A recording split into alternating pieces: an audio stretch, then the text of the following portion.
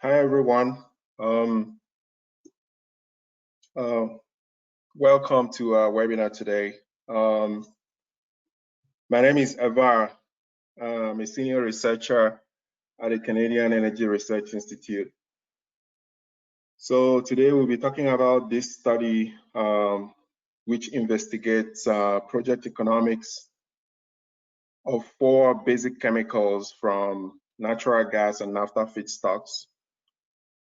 The idea of value addition in this context is from a perspective of macroeconomic impacts of potential investments in those value chains and other benefits of decoupling the effects of cyclical commodity pricing and the limiting effect of market access constraints on Canadian oil and gas industry growth. CERI has published a number of studies which looked at methane and NGL pathways to various petrochemical value chains. This study completes that cycle by looking at oil and natural gas-based pathways to various products.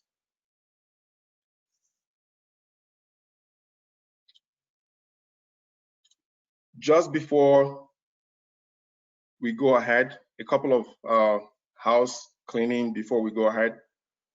So your microphones have been muted for the duration of this presentation. So you will only hear me during the course of a presentation. If you are having any issues with the audio, you can dial in using the phone numbers and the access code provided. After my presentation, I'll have the opportunity to answer any questions you might have for me.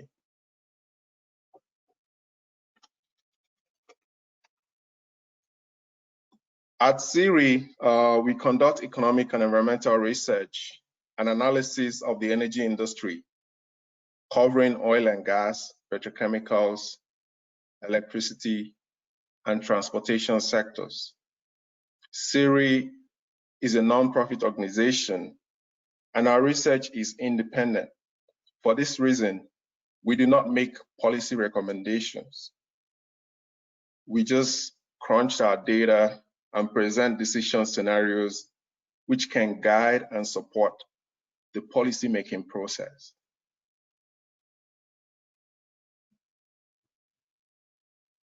CERI is supported by provincial and federal governments through agencies such as Alberta Energy and Natural Resources Canada.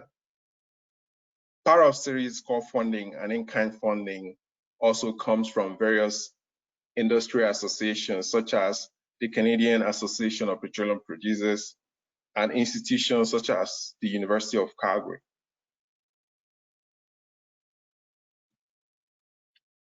So here is the outline of our discussion today. I'll start with a background discussion to provide the motivation for this study.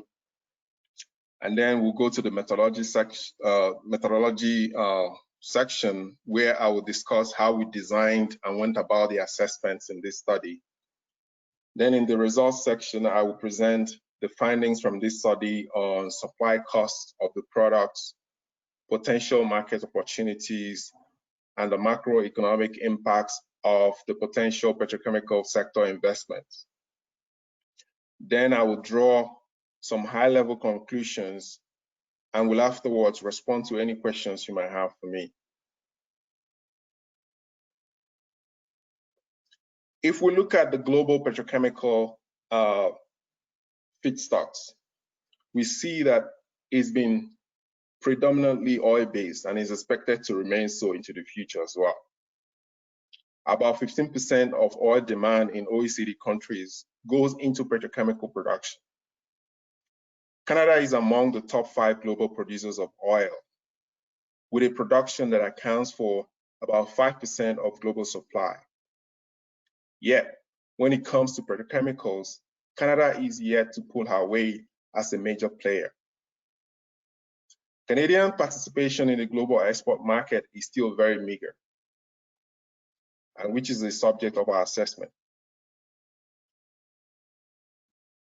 A further look at the regional breakdowns of feedstocks indicate that ethane is the predominant feedstock in North America and the Middle East. Naphtha, which is sourced from oil, is predominantly used in Europe and Asia. Some of the regions, particularly Asia, still uses a lot of coal, in addition to other residual oil-based feedstocks. The different feedstock blends have not only environmental implications, but also economic ones. If we look at the global petrochemical feedstock product market, as shown in this figure, there's a lot of activities happening across the world, but Canada is not a major player in the export market, despite being among the top 5 oil and gas producers globally.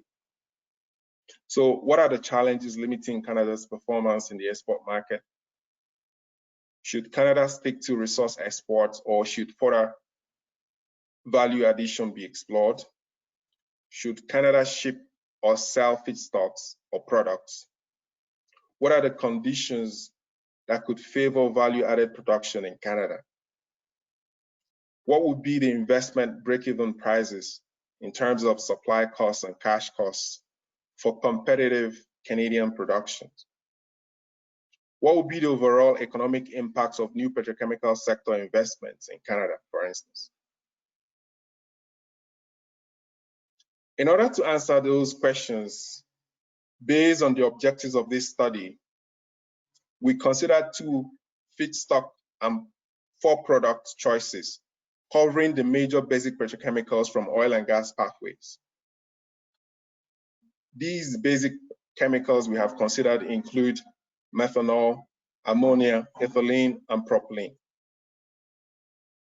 We imposed a location constraint by assuming that the facilities are located in the provinces with significant oil and gas production. So the provinces of Alberta, Saskatchewan, and Newfoundland make the cut.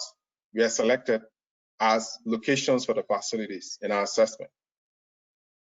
Then the assessment of each potential facility is done using 3 models which capture the process, microeconomic, and macroeconomic variables of the investment. The assessment is done using an integrated project economics model, IPEM, developed in the R programming language. IPEM combines the process and the macroeconomic and macroeconomic modules to provide full economic assessment of impacts of investments for both greenfield and brownfield petrochemical plants. This workflow here shows the major inputs to the modules and their outputs.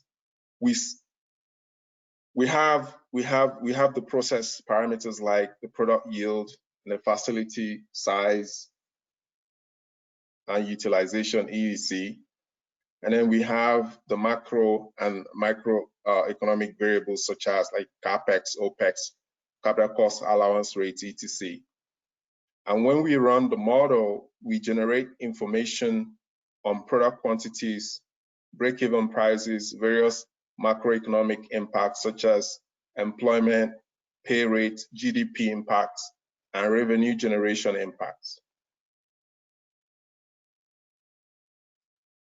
Now, to ease the analysis and discussion of our results in our reporting, we categorize our modeling data and results into business cases based on facilities design and investment economics attributes. The 2 business cases we looked at are the reference business case and the competitive business case, and they represent the lower and upper bounds on the process and economic performances of an investment. Between these 2 bounds, we can evaluate the performance of all other combination of attributes within the bracket of the bound. On the basis of these business cases, we can assess the price competitiveness of Canadian petrochemical investments relative to other jurisdictions, such as the rest of North America, Europe, and Asia. With the understanding of the price competitiveness of investments, we then adopt the most competitive business cases to develop 3 product supply scenarios for each product using historical product demand growth information. So we have the business as usual scenario, the medium supply growth scenario, and the high supply growth scenario. The BAU scenario mirrors current situation with domestic demand and exports met from domestic supply and imports. In the MSD scenario, there are no imports. So domestic supply satisfies both domestic demand and exports, in addition to a growth in export market by 1%. In the SSG scenario, in the high growth supply scenario, the design is similar to MSG scenario, but in this case, the additional export market share is increased by 2%. Looking at the results for the supply cost. Supply costs for the RBC investments are generally higher than the CBC supply costs, which is expected due to the higher efficiency and economies of scale of CBC investments. CBC ammonia supply costs has the lowest value for a plant located in Alberta due to cheaper natural gas feedstock and some other incentives like lower corporate taxes at the provincial level. CBC methanol supply cost is also lowest in Alberta but highest in Newfoundland and Labrador. For ethylene and propylene high-value chemicals, their CBC supply cost is lowest in Newfoundland, where we expect more access to naphtha feedstock supply. This is because about 65% of Canada's existing refinery capacity is located in the east. Naphtha production accounts for about 4% of refinery outputs in Canada, which is mostly produced in the east due to differences in crude diets. In terms of the API and composition of the crude slates that are refined at those refineries. We also looked at the cash cost for brownfield facilities with fully recovered capital expenditure. The trends here are similar to that of supply costs, but cash costs are lower than supply costs since CapEx is assumed to have been recovered. CBC ammonia cash cost is 45% lower than the supply cost. CBC methanol cash cost is 40% lower than the supply cost. And CBC cash cost for the olefins, ethylene and propylene, is 30% lower than the supply cost. If we look at the carbon tax contribution to the supply cost, there is about $5 per ton difference in carbon tax contributions between the RBC and CBC investments, which is higher for RBC investments. The RBC supply cost already has carbon tax incorporated by our design of the business cases. So we can look at the addition of carbon tax to the CBC supply costs. For ammonia, the supply cost increases by about $32 per ton.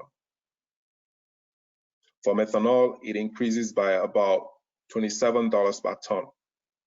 For ethylene and propylene, the supply cost for the RBC, for the CBC investment increases by about $40 per ton. We also looked at the investment payback periods for the products under the RBC and CBC business cases. For RBC investments, ammonia and methanol have payback periods of about 7 years, whereas ethylene and propylene have payback periods of about 5 years.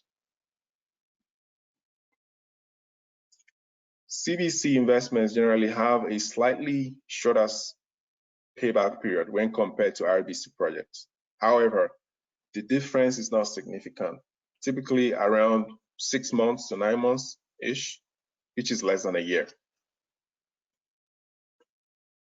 Now, to understand the competitiveness of potential Canadian investment relative to investments in other jurisdictions, we compare the ranges of regional prices of the products to our own RBC and CBC supply costs and cash costs. The supply costs are at the top end of the range in the box plots, while the cash costs are at the bottom end of the range in the box plot. From this figure, we see that RBC ammonia projects in Canada might be competitive in North America and Asia on cash cost basis, but a greenfield ammonia plant will not be able to compete in any of those regions. For a CBC ammonia plant, the product might be competitive on both supply cost and cash cost basis in North America and Asia, provided the landed cost is below about $350 per ton. If we consider the impact of carbon tax on the break-even prices, for a CBC plant, break-even price of ammonia increases by about $32 per ton, since carbon tax was not added by design of the business cases. For the RBC plant, carbon tax is included by design, so removing it will decrease break-even price of ammonia by about $37 per ton. Overall, carbon tax decreases price competitiveness of Canadian ammonia production. For methanol, RBC projects in Canada are expected to be competitive in most regions, provided the regional price is greater than about $360 per ton, plus shipping costs to the destination market. While the CBC methanol plant will be competitive if the regional market price is greater than $244 per ton, plus the shipping cost to the destination market. Now, removing carbon tax will improve the economics of RBC projects by lowering their break-even prices by about $33 per ton. But adding carbon tax to CBC investments will increase break-even prices by about $27 per ton. However, Canadian methanol production is expected to remain competitive in all the regions that we have assessed.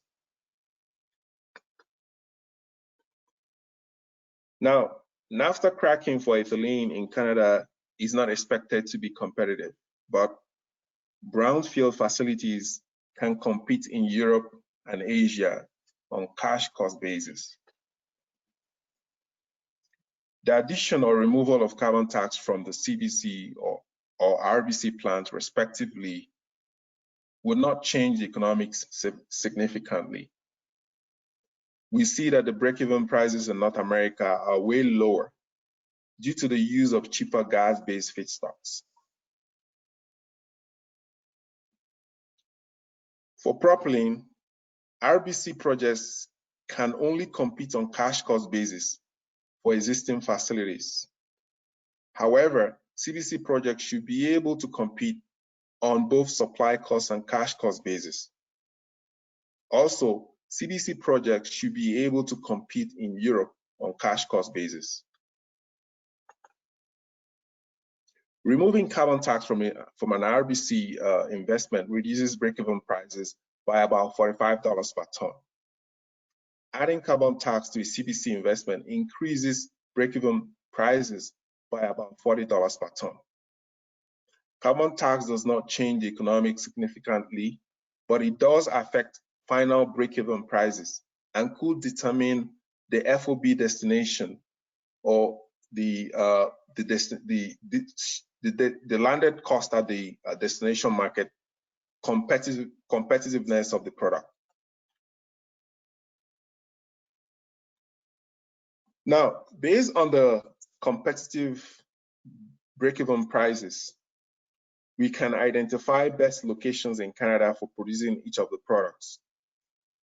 we find that the lowest break-even prices for methanol and ammonia are in Alberta, whereas the lowest prices for ethylene and propylene are in Newfoundland and Labrador. On this basis, we determine the economic impacts of each product supply scenario. The economic impacts are calculated in terms of the GDP increase, tax revenue increase, direct job creation, and pay rate increase over the study period from 2020 to 2050.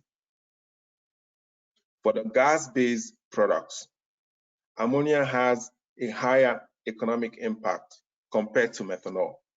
However, there is limited opportunity to develop new ammonia capacity for export market because most countries are starting to choose to produce their ammonia locally due to its application in agriculture for producing fertilizer and the rest of it. For oil-based products, ethylene has a high economic impact compared to propylene. However, the BAU scenario alone for ethylene production would require more than double the existing refining capacity in Canada in order to generate the naphtha feedstock that will be needed. The high growth supply scenario also will require more than 3 times the existing refining capacity in Canada in order to generate enough feedstock. Currently, the market doesn't seem to be favorable for any additional refining capacity in Canada. In conclusion, in terms of global trading opportunity, decreasing order would be methanol, propylene, ethylene, and then ammonia. Lower emission transportation is a major driver of methanol demand growth globally. Tariff on imports in destination markets tend to hinder imports, but encourages local production. Most countries prefer to achieve self-sufficiency in ammonia production due to its use in agriculture for fertilizer production. Production of olefins from naphtha in Canada will encounter feedstock constraints due to limited refining capacity to produce the needed feedstocks. Oil-based pathways may not be viable in Canada. Therefore, crude oil access to market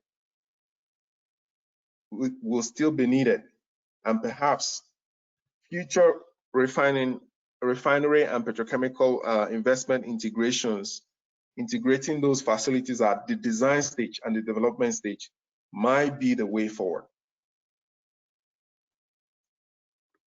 So now I will open up the floor for your questions. Everyone should be able to submit questions using the questions panel that we have provided.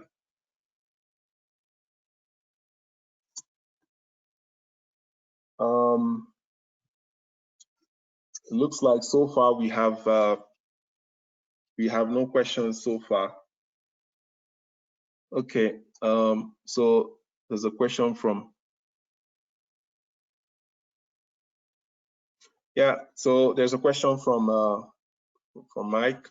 So he says, I'm missing something. There's no analysis of gas-based propylene or ethylene production.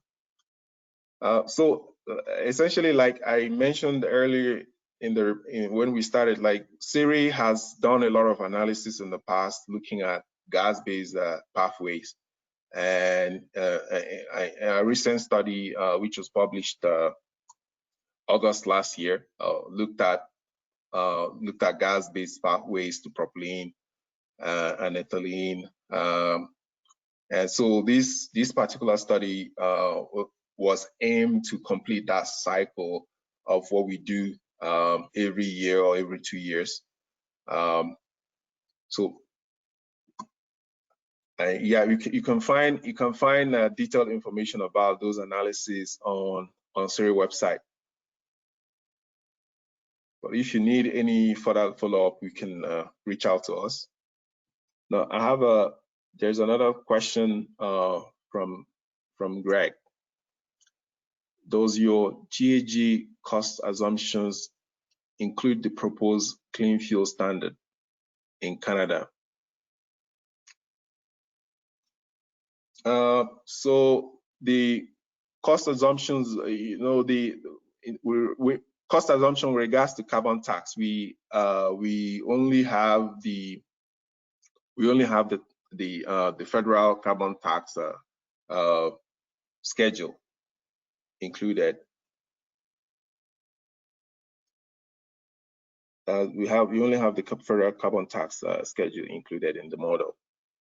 But our model, it's still a tool that it's a live model that we continue to improve with each cycle of our projects. So I believe the subsequent editions of our reporting would incorporate any elements that we may not have looked at currently.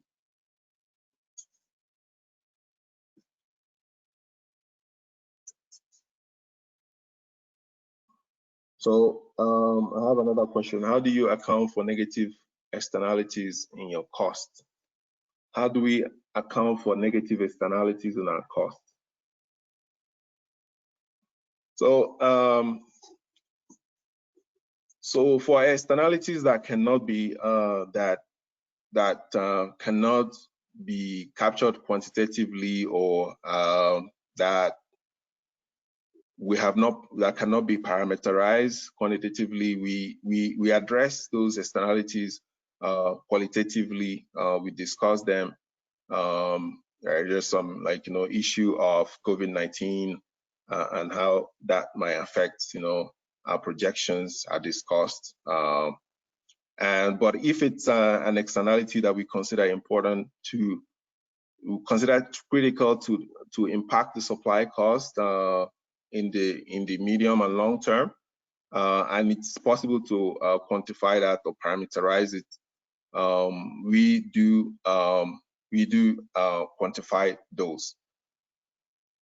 But I don't know if there's anyone you have in mind, but CERI has done previous studies in the NGL study that was completed sometime last year, where we looked at cost-benefit analysis for NGL pathways, which tries to incorporate externalities as well. And there was a recent study where we looked at environmental impacts of large-scale projects in Canada, where a great effort was made in that study to incorporate those a lot of those externalities, social acceptance issues in the modeling of economic impacts of projects. So I can refer you to the most recent some of the most recent reports that we published, particularly the one that looked at internalizing all these some of these externalities on environmental impacts on final cost analysis for various projects in Canada. I can refer you to that document. Yeah. All right. So so if you just you can maybe, if you provide, I believe I can be able to get your email, and I'll forward you that document after this presentation. Looks like we done. Okay, awesome. Looks like we don't have any further questions. So, okay.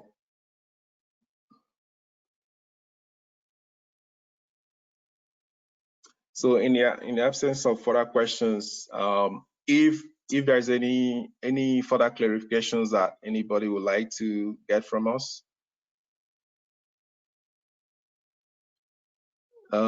if there's any further clarifications that you would like to get from us, you can you can reach out to us through info@ceri.ca, info@ceri.ca, and we'll pass and we'll respond to your questions. So we have here in the slide, here we are showing, like, some of the upcoming events that we have planned in September, the petrochemical conference that will be coming up. You will have the opportunity to participate either physically or virtually, and the registration is currently open. So yeah, we hope to see you at the conference. So with in the absence of any further questions, I will wrap up our webinar for today. And I want to thank everyone for participating. This study will be published in the coming weeks. And but for the time being, everyone who has participated will receive a copy of the recording of this presentation later today. So with that, I say thanks everyone for participating. I hope to see you some other time. Yeah. Bye for now.